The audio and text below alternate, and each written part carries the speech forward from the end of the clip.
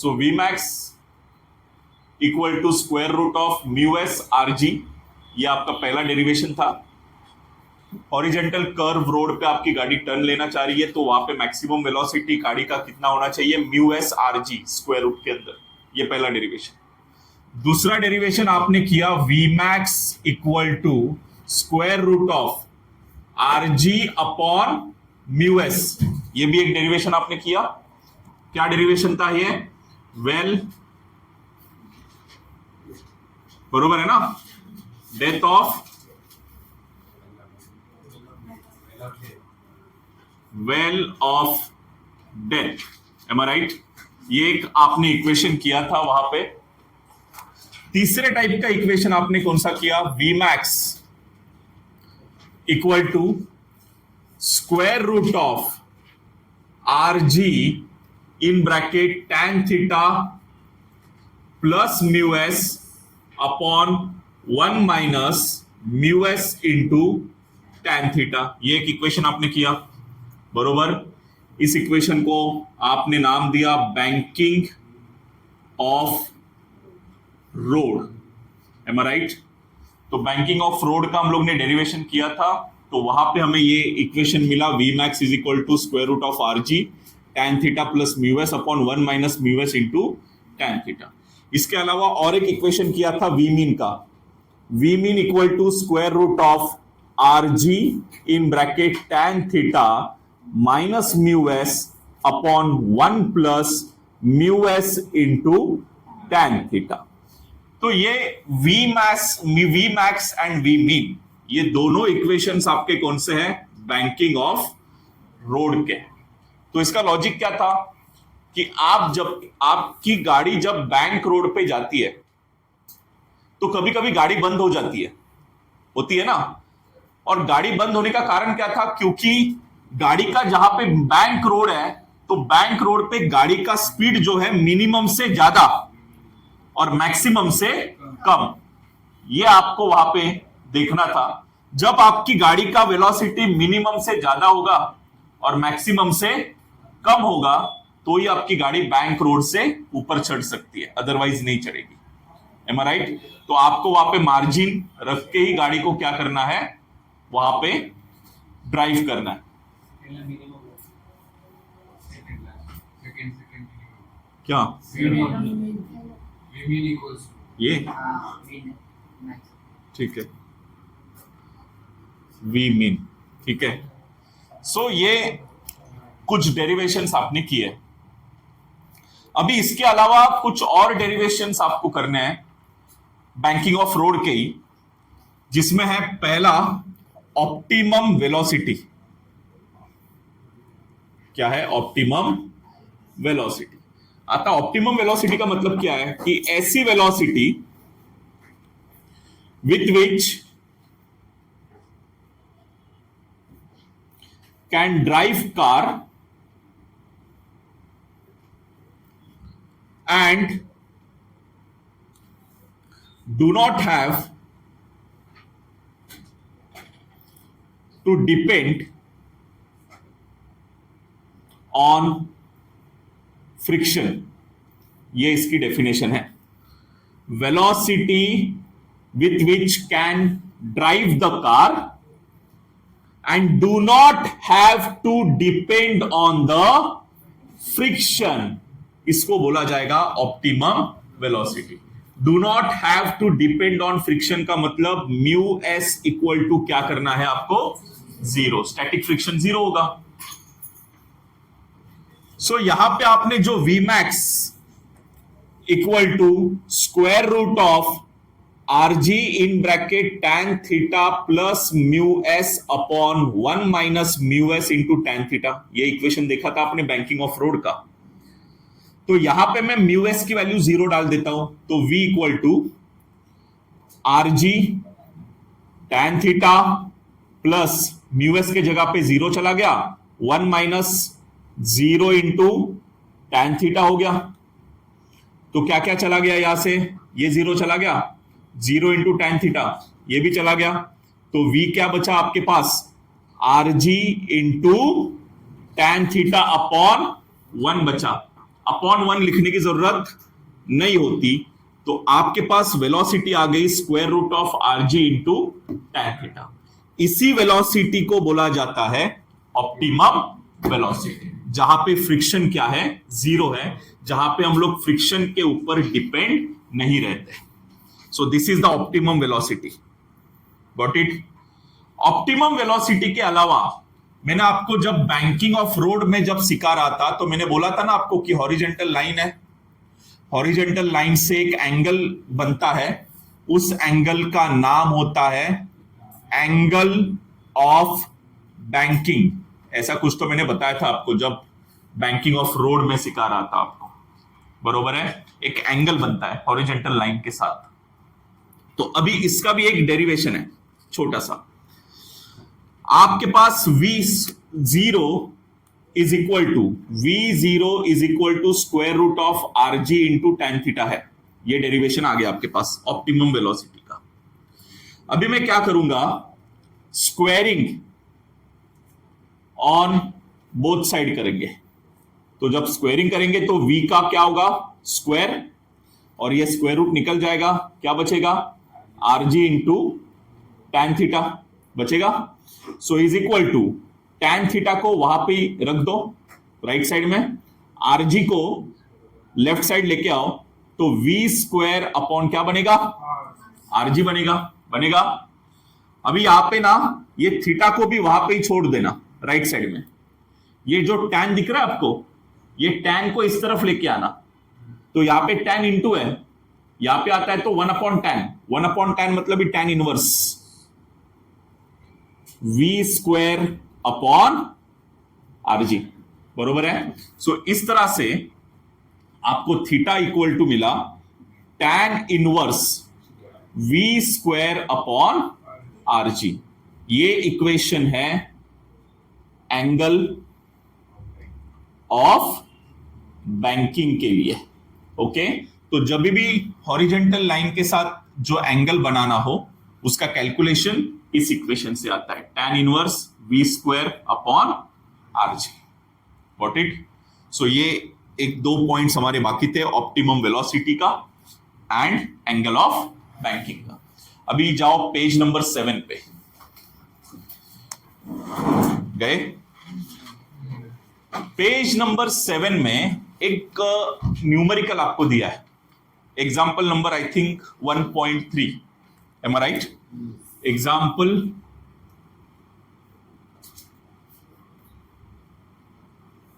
1.3 page number 7 पे, बरोबर है ना? पढ़ोगे आप क्वेश्चन तो वहां पे आपको समझेगा कि a racing track of a curvature 9.9 metre is a bank at tan inverse 0.5। सगळ्यांचं लक्ष पाहिजे, ठीक है? हमारा ये कितवा न्यूमेरिकल है, आई थिंक तीसरा या चौथा न्यूमेरिकल है, तीसरा न्यूमेरिकल रहेगा, ठीक है? पहला वाला हम लोग ने काइनेमेटिक इक्वेशन के ऊपर न्यूमेरिकल किया था, दूसरा ये वेल ऑफ डेथ के ऊपर एक न्यूमेरिकल किया है, बरोबर है? और तीसरा अभी करने जा रहे ये वाला, ठीक है, बैंकिंग रोड के ऊपर का। ओके, तो अभी यहां पे रेडियस या कर्वेचर आपको वहां पे दिया हुआ है, रेसिंग ट्रैक है, रेसिंग ट्रैक देखा है ना साइकिलिंग करते वक्त, गूगल पे जाओ या यूट्यूब पे जाओ, रेसिंग ट्रैक होता है। ट्रैक कैसे होता है, बैंक होता है, और उसका कर्वेचर दिया है, कर्वेचर का मतलब आर दिया हुआ है गाइस, रेडियस दिया है, और कर्वेचर कितना दिया है, 9.9 मीटर। ओके, उसके बाद क्या दिया है, बैंक एट tan इनवर्स 0.5, ये tan इनवर्स 0.5, इसका मतलब एंगल दिया है tan inverse 0.5, M I right? ये tan इनवर्स को इस तरफ लेके आना लेफ्ट साइड में, तो tan इनवर्स लेफ्ट साइड में आएगा तो क्या बनेगा, tan थीटा इक्वल टू 0.5। समझा ना क्या किया मैंने, tan इनवर्स को लेफ्ट साइड लेके आए तो ये बना tan थीटा, बरोबर है, इक्वल टू 0.5। और कुछ दिया है, coefficient of static friction between track and tyre of the vehicle is 0.2। Coefficient of static friction मतलब म्यू एस, कितना दिया है? 0.2। क्या निकालने के लिए बोला है? Determine speed limit with 10% margin. Guys speed limit का मतलब मुझे निकालना है v mean and v max, okay. और इसके बीच में मार्जिन कितना है? With 10% margin. Got it? समझा? गिवन आपको समझ में आया रहेगा। अभी आते हैं वी मीन। देखो अभी आपके पास फॉर्मूला है वी मीन का। क्या फॉर्मूला है? Square root of are G tan theta minus mu S upon 1 plus mu S into tan theta. यही आपका इक्वेशन है वी मीन का, बैंकिंग ऑफ रोड का। तो वहां पे v mean equal to R 9.9। Am I right? नीट लक्ष्य द्या। जी उन्होंने लेने के लिए बोला रहेगा। जी मतलब ग्रेविटी है। वैसे तो 9.8 होता है, 9.8 का अप्रोक्सीमेशन 10 करो, तो 9.9 इंटू 10, ग्रेविटी 10 है। tan थीटा कितना दिया है? 0.5, mu S 0.2, 1 plus mu S 0.2 multiplied with tan theta 0.5। Got it? अभी calculation. So square root 9.9 into 10 मतलब ही 99। 9.9 इंटू 10 99 होता है ना? एक ये पॉइंट निकल जाएगा जब 10 से मल्टीप्लाई होगा। उसके बाद into 0.5 minus 0.2 0.3, got it? Divide by 1 plus 0.2 0.5, 0.1 लिखो। वैसे तो 0.10 होता है, बरोबर है? 0.1 लिख देता हूं मैं। Now square root of 99 into 0.3, 1 plus 0.1 1.1, बरोबर। अभी क्या करेंगे? पॉइंट को निकाल देंगे। ऊपर से भी 10 को मल्टीप्लाई, नीचे भी 10 से मल्टीप्लाई, 1 डिजिट के बाद पॉइंट है। तो आपको यहां पे मिलेगा 99 इंटू 3 अपॉन 11 मिला। 11 1 जा 11, 11 9 जा 99, 9 3 जा स्क्वायर रूट ऑफ 27 मिला है अभी आपको। M I right? Log book में जाओ, मैंने बोला था लॉग बुक खरीदो। लॉग बुक पे जाओ, लॉग बुक के ऊपर स्क्वायर रूट का एक टेबल है। तो स्क्वायर रूट में 27 नंबर पे जाने का, 27 नंबर पे 0 कॉलम देखो, 27 का 0 कॉलम देखोगे तो आपको वी मीन ये आई थिंक मिलेगा 5.196 मीटर पर सेकेंड्स, ये मिलेगा। Got it? कहां पे जाओगे? 27 स्क्वायर रूट का एक टेबल दिया हुआ है लॉग बुक के अंदर, 27 पे जाओ, 27 का 0 कॉलम देखो, ठीक है? तो आपको ये वैल्यू मिल जाएगा 5.196 मीटर पर सेकेंड्स। लेकिन अपने को वी मीन नहीं निकालना है, हमें क्या निकालना है? मार्जिन है 10% का। अभी आपके टेक्स्ट बुक में जो कैलकुलेशन दिया है ना, पहले उसको समझाता हूं, लेकिन उस कैलकुलेशन के हिसाब से नहीं करना है, ओके? क्या है कि आपको जब इन्होंने 10% का मार्जिन दिया है तो एक्चुअल में ये ऐसे है, v mean plus v mean into 10%। यहां से वी मीन कॉमन निकाला, अंदर क्या बचा? 1 plus 10%।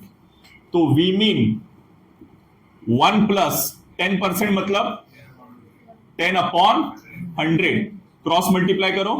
We mean 100 plus 10 110 upon, आपके टेक्स्ट बुक में जो कैलकुलेशन दिया है ना, तो ये डायरेक्टली दिया है वी मीन आपके पास कितना है? 5.196 इंटू 110 डिवाइड बाय 100। ये कैलकुलेशन आपके टेक्स्ट बुक में दिया हुआ है, दिया है ना। प्रॉब्लम ये होता है कि बच्चे अभी सोचना चालू करते हैं, सर ये 110 आया कहां से, 110 आया कहां से, 100 आया कहां से? 100 तो चलो लॉजिक लगाते हैं कि परसेंट में दिया है कुछ तो डिवाइड बाय 100 होगा, ठीक है, लेकिन 110 कहां से आया, ये प्रॉब्लम होता है। तो मैंने वो कैलकुलेशन अभी आपको दिखाया कि 110 कहां से आया, ओके। लेकिन अभी हम लोग इस कैलकुलेशन के हिसाब से नहीं जाएंगे, करना यही है लेकिन थोड़ा सा अलग कैलकुलेशन। तो अभी हम लोग करेंगे वी मीन अलाउड, ऐसे नाम देंगे इसको, ओके। तो v mean allowed is equal to v mean plus v mean का कितना परसेंट? 10%, am I right? तो वी मीन आपके पास कितना है गाइस? 5.196, यहां पे भी 5.196, 10% मतलब 10/100, ये 0 चला गया। 5.196 प्लस 5.196 डिवाइड बाय क्या होगा रे? डिवाइड बाय 10 मतलब पॉइंट को शिफ्ट करो, ये डिवाइड बाय 10 मतलब ये 10 ऊपर जाएगा तो 10⁻⁻1 होगा। तो आप इसको ऐसे भी लिख सकते हो, अदरवाइज पॉइंट या डिवाइड बाय 10 है तो पॉइंट जो है वो एक डिजिट आगे की तरफ शिफ्ट होगा। क्योंकि कैसे है, नहीं समझ में आ रहा है? तो 5.196 डिवाइड बाय 10 मतलब ही 10⁻⁻1 लिखा चलेगा? डिवाइड बाय 10 मतलब ही 10⁻⁻1। कैसे है? यहां पे पावर 1 है, ऊपर चला गया तो -1 हो गया, बरोबर है। जब 10 का पावर नेगेटिव में है तो पॉइंट आगे की तरफ शिफ्ट करता है, और 10 का पावर पॉजिटिव में है तो पॉइंट पीछे की तरफ। मैंने बोला था ना, पॉइंट आगे की तरफ शिफ्ट कब करो और पीछे की तरफ शिफ्ट कब करना? प्लस 10 का पावर नेगेटिव है तो आगे की तरफ, 10 का पावर प्लस है तो पीछे की तरफ शिफ्ट करना पॉइंट को। तो अभी -1 है ना, तो पॉइंट आगे की तरफ शिफ्ट होने वाला है, लेकिन 1 है तो 1 डिजिट आगे शिफ्ट करो। तो 5.196 प्लस 0.5196 ऐसे लिखा चलेगा। अभी एडिशन करो, सिंपल आएगा पॉइंट का एडिशन। तो पॉइंट का एडिशन करने के बाद जो आपको इक्वेशन वैल्यू मिलेगा 5.7156, ओके, मीटर पर सेकेंड्स। ये वी मीन अलाउड आपको मिल गया, गॉट इट? ये हो गया वी मीन 10% मार्जिन का। अभी क्या चाहिए आपको? वी मैक्स भी चाहिए, सेम वही फंडा करना है। वी मैक्स बोलो, फॉर्मूला वी मैक्स का क्या आएगा? Square root of are G tan theta plus mu S upon 1 minus mu S tan theta, am I right? बोलो आर क्या है? 9.9, जी 10, एम आई राइट? आगे 0.5 प्लस 0.2 डिवाइड बाय 1 माइनस 0.2 0.5, तो ये 9.9 इंटू 10 99, 0.5 प्लस 0.2 0.7, 1 माइनस ये कितना आएगा? 0.1, एम आई राइट? तो अभी 0.1 ऐसे लिखने से अच्छा मैं 0.10 लिखूं कैलकुलेशन पर्पस के लिए। आपने पूछा सर 0.1 यहां पे क्यों लिया? मेरा कैलकुलेशन यहां पे 0.1 लेके इजी हो रहा था, इसके लिए 0.1 लिया मैंने, 0.10 नहीं लिया। अभी यहां पे मेरा 0.1 लेके कैलकुलेशन प्रॉब्लम होगा, इसके लिए मैं 0.10 ले रहा हूं। तो अभी 10 0.2 इंटू 0.5 मल्टीप्लाई करके देखो, आपको 0.10 मिलेगा। तो अभी आप यहां पे 99 इंटू 0.7 डिवाइड बाय 1 और 0 पॉइंट, ये कितना आएगा? 9, सॉरी 0 पॉइंट कितना आएगा? 9, बरोबर है, 0.9 आ गया, एम आई राइट? तो अभी 0.9 आने के बाद 10 से मल्टीप्लाई करो, ऊपर नीचे पॉइंट निकल जाएगा, तो आपको मिलेगा 99 इंटू 7 अपॉन 9 से डिवाइड करो, 9 1 जा 9, 9 11 जा 99, 11 7 जा, तो स्क्वायर रूट ऑफ 77 आया।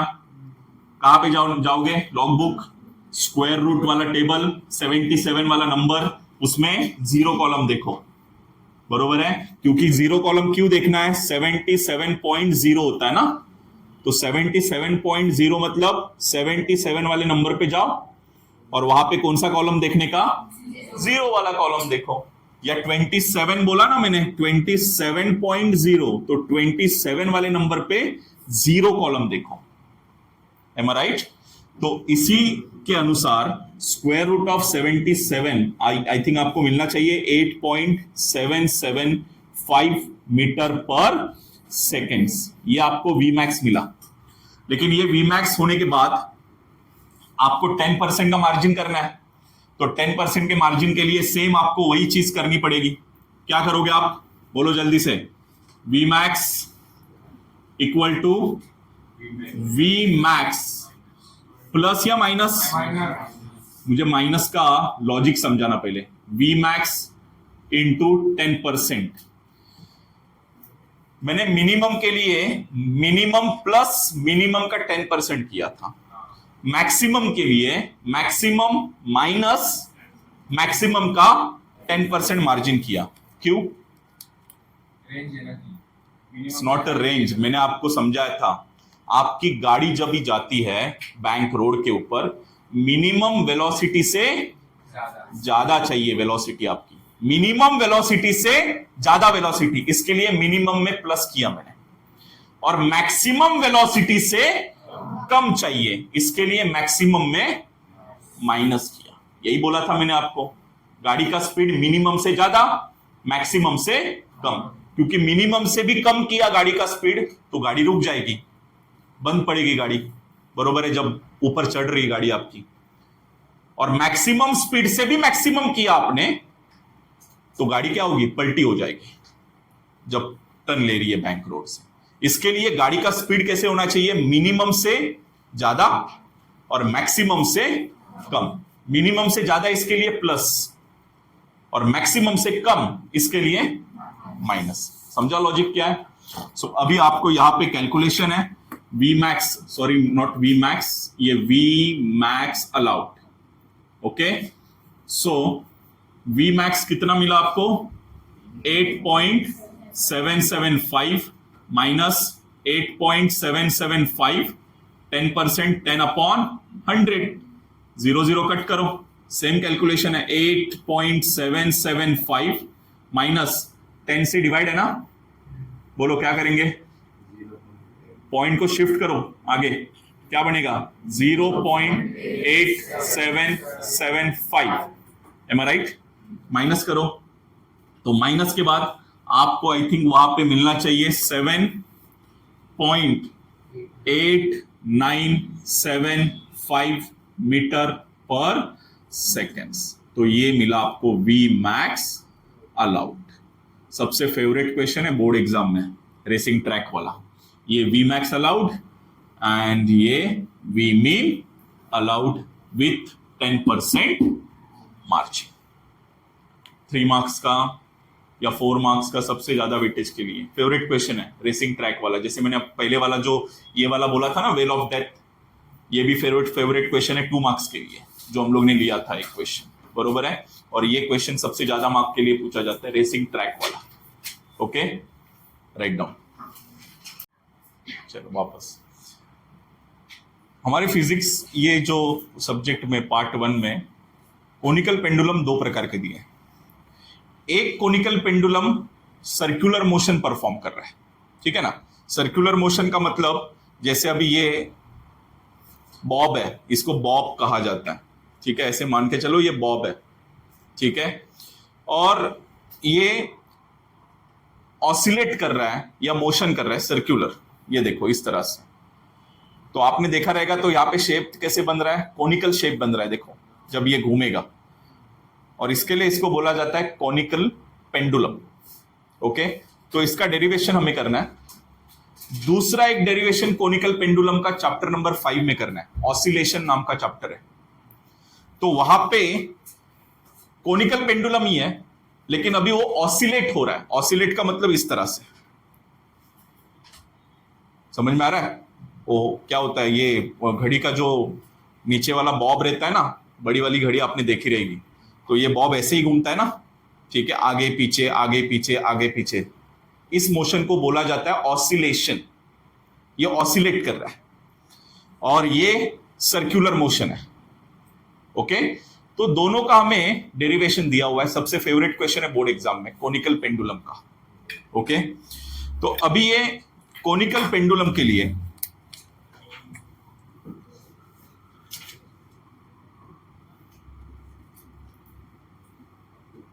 एक बॉब है,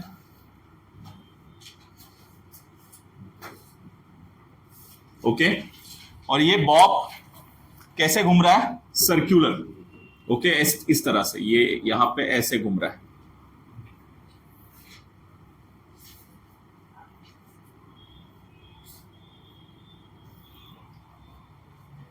और जब ये घूमेगा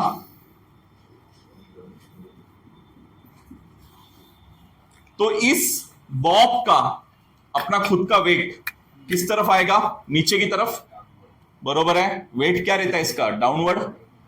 तो हमें यहां पे वेट मिलेगा इसका जो डाउनवर्ड डायरेक्शन रहेगा, दैट इज mg। और ये जो बॉब है ये स्ट्रिंग से बंधा हुआ है, ये स्ट्रिंग है, डोरी, ये डोरी है, एम आई राइट, ये डोरी है, तो इसको स्ट्रिंग कहा जाता है। तो ये स्ट्रिंग से बंधा हुआ है, इसका मतलब यहां पे टेंशन आएगा। जहां पे स्ट्रिंग है वहां पे क्या है, टेंशन। ये देखो टेंशन है, ये टेंशन है, टाइट हो गया ना, ये टेंशन है, एम आई राइट।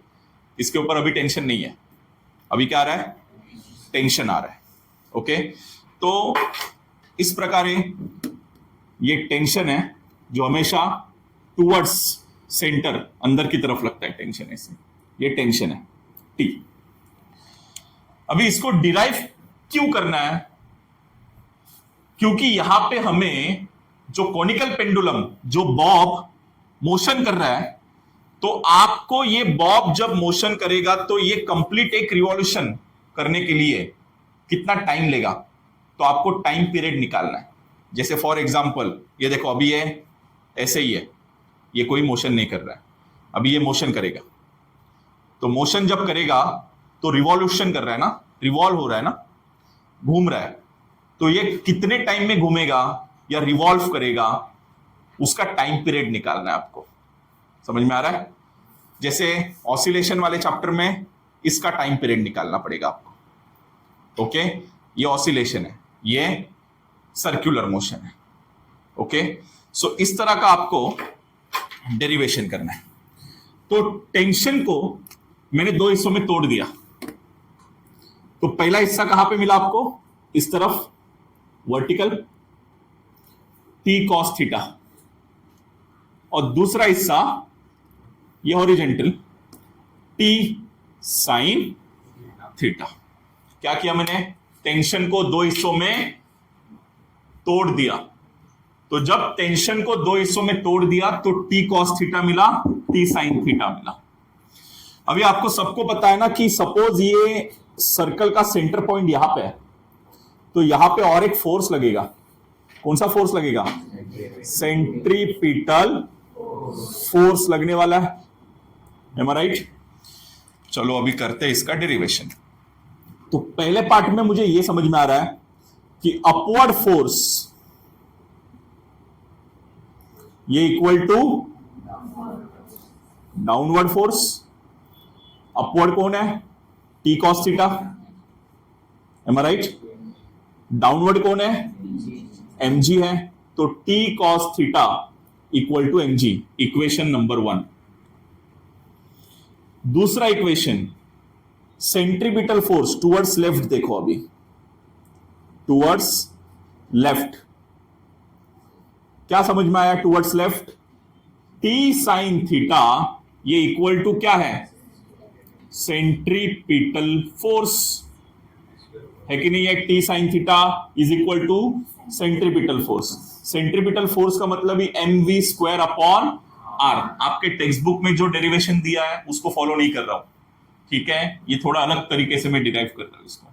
तो T sine theta equal to centripetal force, यहां पे सेंट्रीपिटल फोर्स टेक्स्ट बुक में M R omega square use किया है, ठीक है, और हम लोग ने M v square upon R use किया है। ओके, यही फर्क है दोनों में।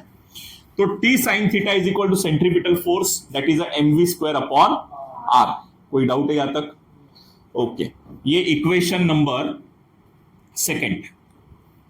अभी करना क्या है, सेकेंड इक्वेशन को डिवाइड करना है फर्स्ट इक्वेशन के साथ। तो क्या आएगा, T sine theta upon T cos theta equal to T sine theta upon T cos theta equal to M v square upon R divide by M G. Doubt कोई? T T cancel, ये M M cancel, sine upon cos tan theta equal to we square, ये R और G एक ही साथ में लिखो, R G. कोई doubt यहां तक? So tan theta is equal to we square upon R G मिल गया। So therefore V square equal to R G, इस तरफ लेके आना लेफ्ट साइड में, डिवाइड है तो यहां पे क्या होगा, are G into tan theta हो जाएगा। और वी स्क्वायर नहीं चाहिए मुझे, वी चाहिए तो स्क्वायर रूट निकालो, वी बनेगा square root of are G into tan theta. Got it? अब एक सवाल होगा आपका, सर आपने वी क्यों निकाला, वेलोसिटी क्यों निकाला? बरोबर है, तो वेलोसिटी इसके लिए निकाला, मुझे टाइम पीरियड निकालना है। बचपन में आपने टाइम पीरियड, टाइम का एक फॉर्मूला देखा है, distance upon speed that is a velocity, देखा है? एक्चुअली ऐसा नहीं है, speed equal to distance upon time है। ये फॉर्मूला देखा है ना सबने, speed is equal to distance upon time, 10th में पढ़ा है आपने बहुत बार। इस यहां से ही मैंने time equal to distance upon speed, मतलब ही वेलोसिटी। डिस्टेंस तो टाइम इक्वल टू डिस्टेंस कितना है, बॉब कैसे घूम रहा है, अरे कैसे घूम रहा है बॉब, ऐसे सर्कुलर मोशन में ऐसे घूम रहा है, ये देखो ऐसे घूम रहा है। जब ऐसे घूम रहा है तो ये सर्कल का क्या हुआ, सरकमफरेंस, ये सर्कल का क्या हुआ, सरकमफरेंस। तो डिस्टेंस क्या मिलेगा, circumference of circle 2 pi R, और वेलोसिटी क्या है, v, एम आई राइट? तो टाइम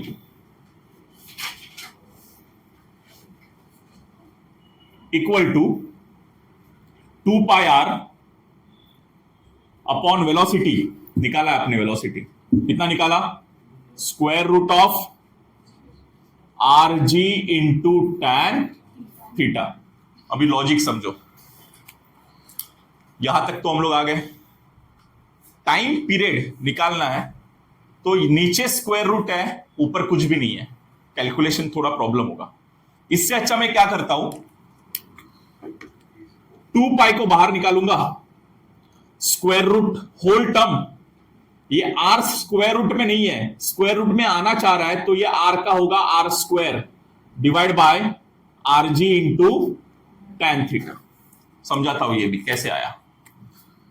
3 नंबर है, ये 3 नंबर को स्क्वायर रूट में आना है, तो जब ये 3 स्क्वायर रूट के अंदर आएगा तो ये 3 का क्या बनेगा, स्क्वायर बनेगा ना। 3 का स्क्वायर मतलब ही स्क्वायर रूट ऑफ 9, और स्क्वायर रूट ऑफ 9 मतलब ही 3। Got it?